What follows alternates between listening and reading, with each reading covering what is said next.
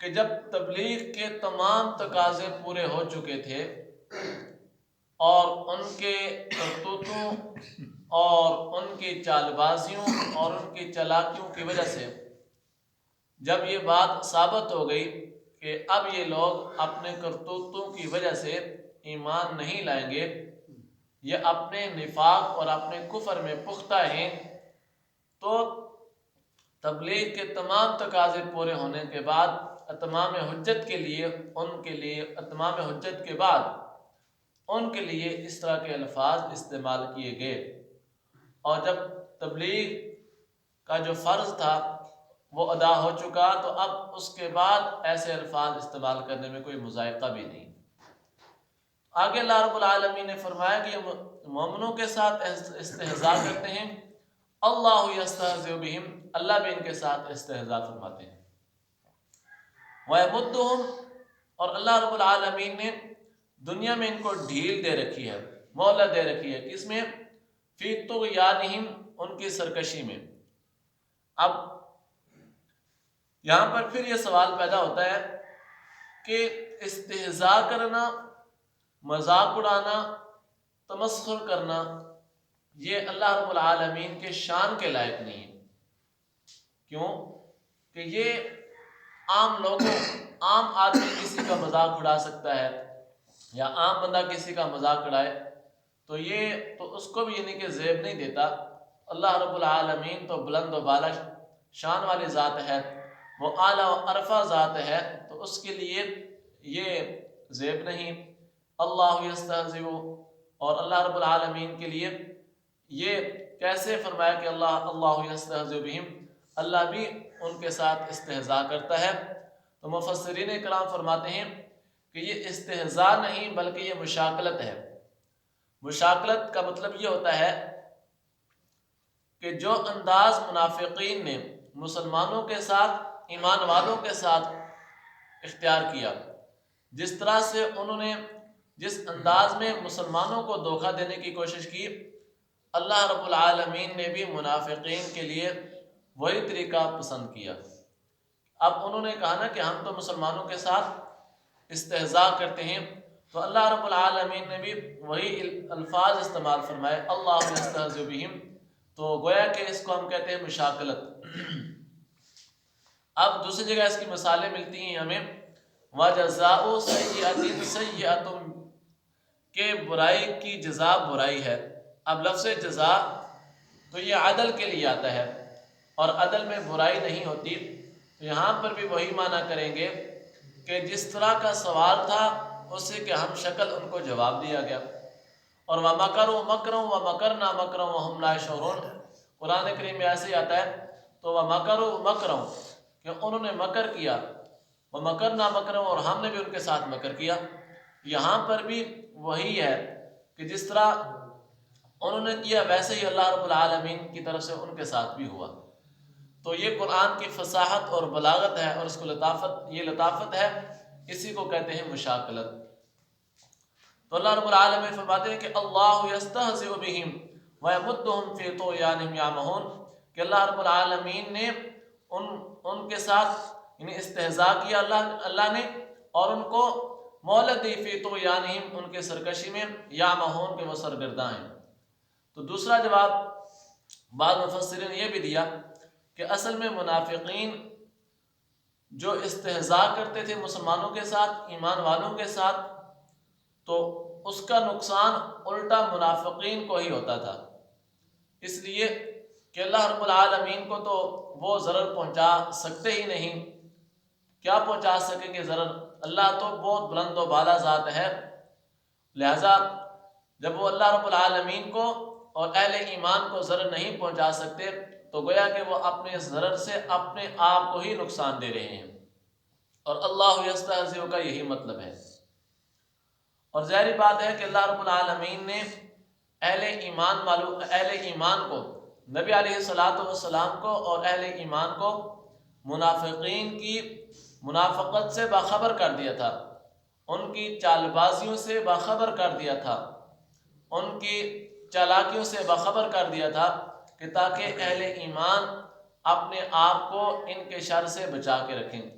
تو جب اہل ایمان کو اللہ رب العالمین نے ان کے شر سے باخبر کر دیا تھا تو لہٰذا اب یہ اہل ایمان کو کیا نقصان پہنچا سکتے؟ لہٰذا ان کا جو نفاق تھا، ان کا جو ضرر پہنچانے کا سامان تھا، لہٰذا اب وہ الٹا انہی کے اوپر پڑ گیا۔ لہٰذا جو جس طریقے سے یہ مسلمانوں کو ضرر اور نقصان پہنچانے کی کوشش کر رہے تھے، اب وہی نقصان اور ضرر خود ان کی طرف لوٹ آیا۔ تو ایک معنی اس کا یہ بھی ہے۔ بعض مفسرین نے فرمایا کہ اللہ یستہزئ کا ایک مطلب یہ بھی ہو سکتا ہے کہ جس طرح منافقین اہل ایمان کے ساتھ کرتے ہیں یا کرتے آئے ہیں دنیا میں، تو اللہ رب العالمین بھی فرماتے ہیں کہ ان کے ساتھ ویسے ہی معاملہ کیا جائے جیسا کہ مذاق کرنے والوں کے ساتھ ہونا چاہیے۔ اب کیونکہ جو منافقین تھے یہ دل سے تو کلمہ نہیں تھے پڑھتے، نہ ہی دل سے انہوں نے اسلام کو قبول کیا تھا، صرف زبانی دعویٰ کر کے یہ کہتے تھے کہ ہم زبان سے کہ ہم مسلمان ہیں، کیوں؟ تاکہ مسلمانوں کے ساتھ جائیں اور وہاں سے اپنا مفاد حاصل کر سکیں۔ تو اللہ رب العالمین کیوں کہ انہ علیم بذات الصدور ہیں، وہ تو دلوں کے بھیتوں کو بھی جاننے والے ہیں۔ اللہ نے فرمایا اچھا ان کو ایسا ہی کرنے دو۔ اب بظاہر وہ نماز بھی پڑھتے تھے، اللہ نے فرمایا ان کو نماز پڑھنے دو۔ اب وہ بظاہر صدقہ بھی کرتے تھے، اللہ نے فرمایا ان کو صدقہ بھی کرنے دو۔ اب وہ بظاہر جہاد میں بھی شریک ہوتے تھے، اللہ نے فرمایا کہ ان کو جہاد میں بھی شریک ہونے دو۔ کیوں؟ فرمایا کہ جب یہ دل سے ان چیزوں کو نہیں مانتے، صرف ظاہراً اپنا مفاد حاصل کرنے کے لیے ایسا کرتے ہیں، تو کیونکہ ان کو بدلہ نہیں دیا جائے گا، یہ دنیا میں جو بھی کرتے ہیں کرنے دو۔ تو یہ ایسا معاملہ ہوا کیونکہ دنیا میں وہ بھی دھوکہ دیتے تھے نا مسلمانوں کو، ایمان والوں کو، تو لہٰذا اب اگرچہ وہ یہ عمل کرتے ہیں لیکن وہ خوش ہوتے ہیں کہ ہمیں اس پر جزا ملے گی، لیکن ان کو جزا اس پر ملے گی نہیں۔ ٹھیک ہے جی، یہ بھی فرمایا کہ جس طرح مذاق کرنے والوں کے ساتھ ایک معاملہ کیا جاتا ہے تو یہاں پر ان کے ساتھ بھی وہی معاملہ کیا جا رہا ہے۔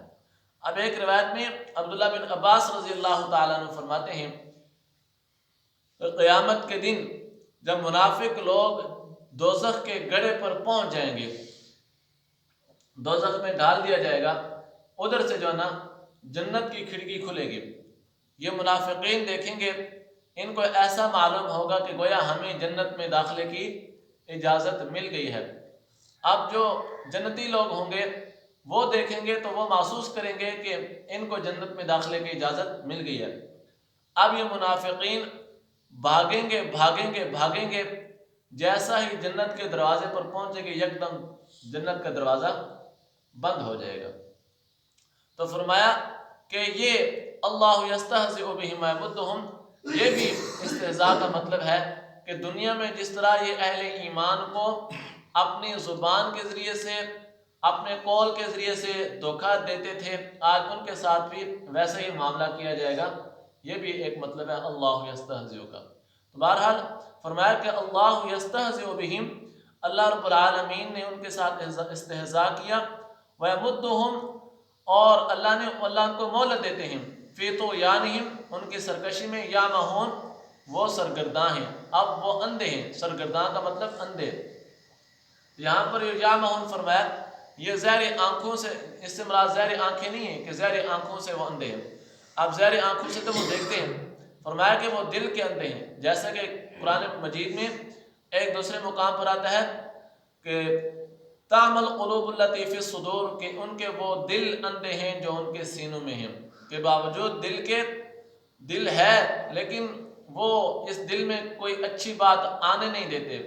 ظاہراً آنکھیں ہیں لیکن ان آنکھوں سے وہ کوئی اچھی بات دیکھتے نہیں ہیں، ظاہراً کان ہیں لیکن وہ کوئی اچھی بات سنتے نہیں ہیں، اس لیے فرمایا کہ وہ اندھے ہوئے جا رہے ہیں۔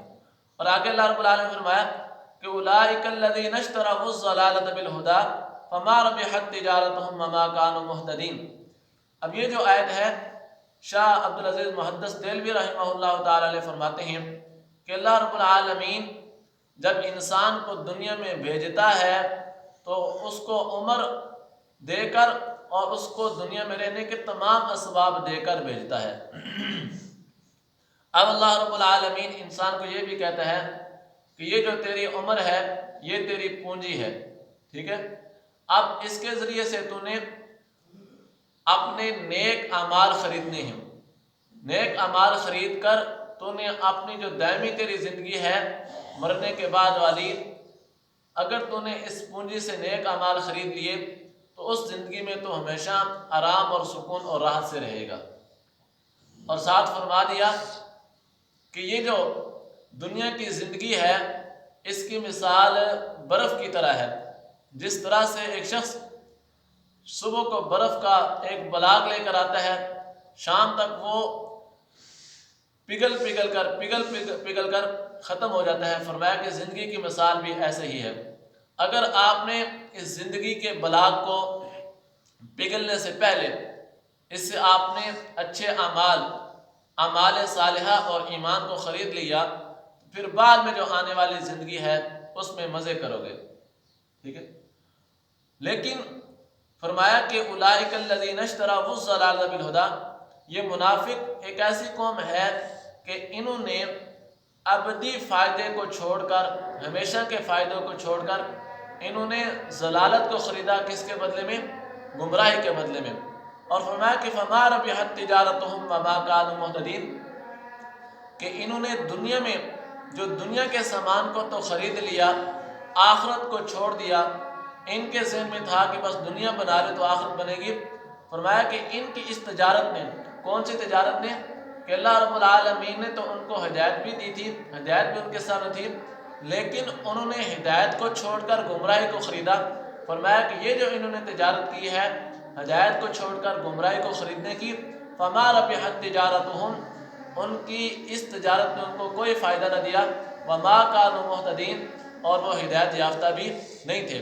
اس لیے کہ یہ تجارت اگر یہ خریدتے اس کے بدلے میں ہدایت، تو پھر تو ان کو یہ تجارت فائدہ دیتی آخرت کے اعتبار سے بھی اور دنیا کے اعتبار سے بھی، لیکن انہوں نے، اللہ تعالیٰ نے ان کو جو زندگی عطا کی تھی، عمر، یہ پونجی عطا کی تھی، بجائے اس کے کہ وہ اس پونجی سے ایمان، اعمال صالحہ خریدتے، انہوں نے اس کا الٹ کیا کہ انہوں نے کفر، نفاق اور اعمال بد خرید کر اپنی دنیا بھی تباہ کی اور آخرت بھی تباہ کی۔